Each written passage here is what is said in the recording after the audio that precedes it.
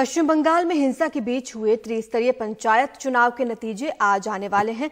थोड़ी ही देर बाद 8 बजे से वोटों की गिनती शुरू हो जाएगी। मतगणना के लिए सभी केंद्रों पर केंद्रीय बलों की तैनाती की गई है। सीसीटीवी कैमरे भी लगाए गए हैं। पंचायत चुनाव के लिए शनिवार को वोट डाले गए थे। इस दौरान अलग अलग जिलों में जमकर हिंसा भी हुई थी। चुनावी प्रक्रिया के दौरान 27 लोगों की मौत हो गई थी। हिंसा के बाद सोमवार को करीब 700 बूथों पर फिर से वोटिंग हुई थी। अब कल पश्चिम बंगाल के राज्यपाल दिल्ली पहुंचे। उन्होंने गृह मंत्री अमित शाह से मुलाकात की। सत्तारूढ़ टीएमसी का ये कहना है कि हिंसा के लिए विपक्ष जिम्मेदार है, क्योंकि तृणमूल चुनाव जीत रही है। उधर बीजेपी ने पलटवार किया, कहा इन मौतों के लिए टीएमसी सरकार जिम्मेदार है।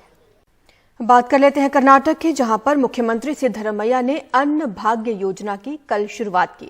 इसके तहत बीपीएल परिवार के हर एक सदस्य को 10-10 किलो चावल मुफ्त मिलेंगे।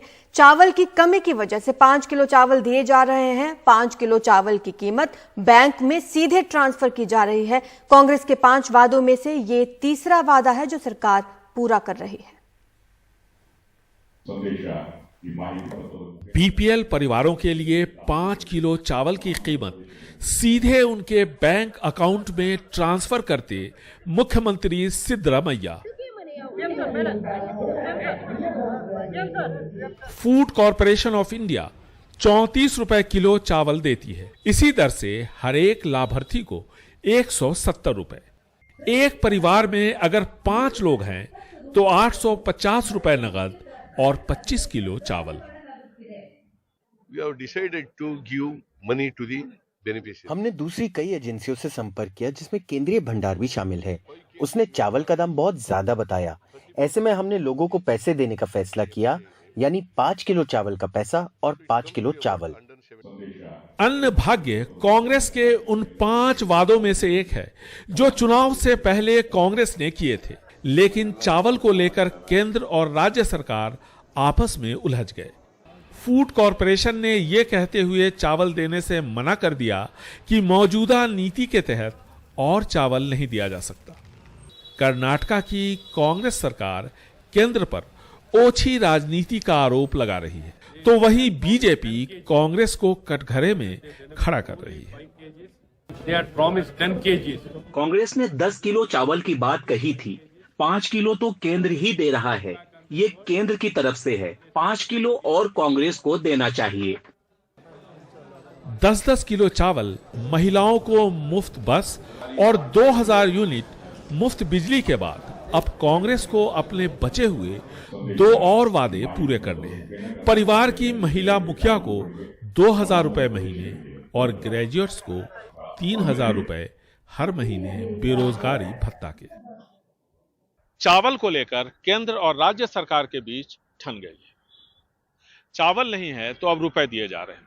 बेहतर होता कि चावल ही दिए जाते, क्योंकि लाभार्थी इन रुपयों का इस्तेमाल अपनी मर्जी से करेंगे। इस बात की कोई गारंटी नहीं है कि इन रुपयों से वो अनाज ही खरीदेंगे। बेंगलुरु से कैमरामैन कुमार के साथ निहाल खिदवई, एनडीटीवी इंडिया।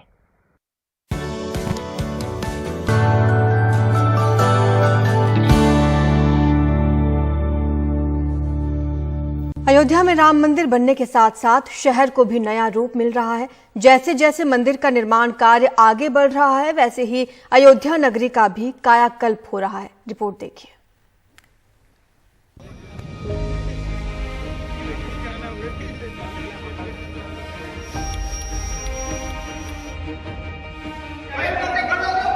अयोध्या में निर्माणाधीन श्री राम मंदिर का भूतल का काम लगभग पूरा हो चुका है।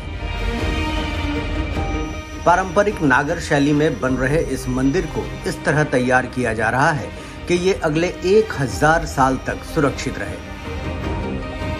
मंदिर को बनाने के लिए राजस्थान के बंसी पहाड़पुर से पत्थर मंगाए गए हैं। खास बात यह है कि मंदिर में सीमेंट और सरिया का इस्तेमाल नहीं किया जा रहा। सारा काम लगभग पूरा है, केवल सज्जा का काम बाकी है, वो चल रहा है। दिसंबर 23 तक सज्जा का काम पूरा हो जाएगा। इस काम में सभी इंजीनियर्स और ट्रस्ट लगा हुआ है। 5 मंडप है। 5 मंडपों में से गुजरते हुए भगवान का दर्शन करने के लिए गृह मंडप तक दर्शनार्थी आएगा और उसके बाद प्रसाद लेता हुआ निकल करके जाएगा।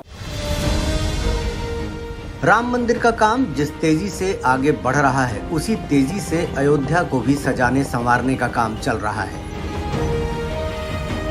शहर की सड़कों को चौड़ा किया जा रहा है।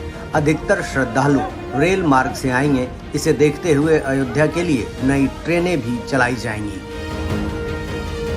अयोध्या के लिए देश विदेश से आने वाले श्रद्धालुओं के लिए हवाई संपर्क भी बेहतर किया जाएगा। इसके लिए हम लोगों ने व्यापक कम्युनिकेशन प्लान बनाया है, हम लोगों ने, और ट्रांसपोर्टेशन प्लान भी बनाया है।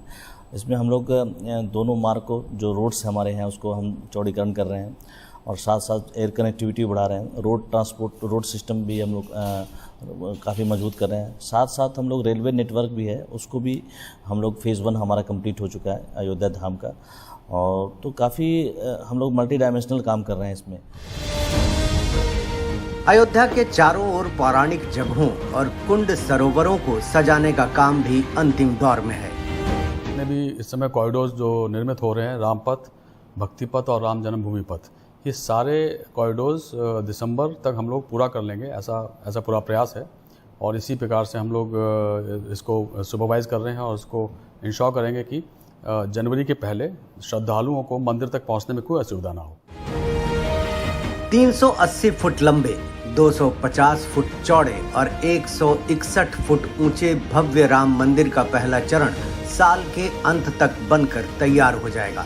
तब तक अयोध्या भी नए रंग में नजर आने लगेगी। तो अब धीरे धीरे इंतजार की घड़ियां खत्म हो रही हैं। आने वाले कुछ दिनों में भगवान श्री राम भव्य मंदिर में स्थापित होंगे और लोग दर्शन पूजन करेंगे। यहाँ पे आने वाले लोगों को चाहे सड़क मार्ग से हो, चाहे रेल मार्ग से हो, चाहे एयर मार्ग से हो, कि उन्हें आने के लिए कोई असुविधा ना हो।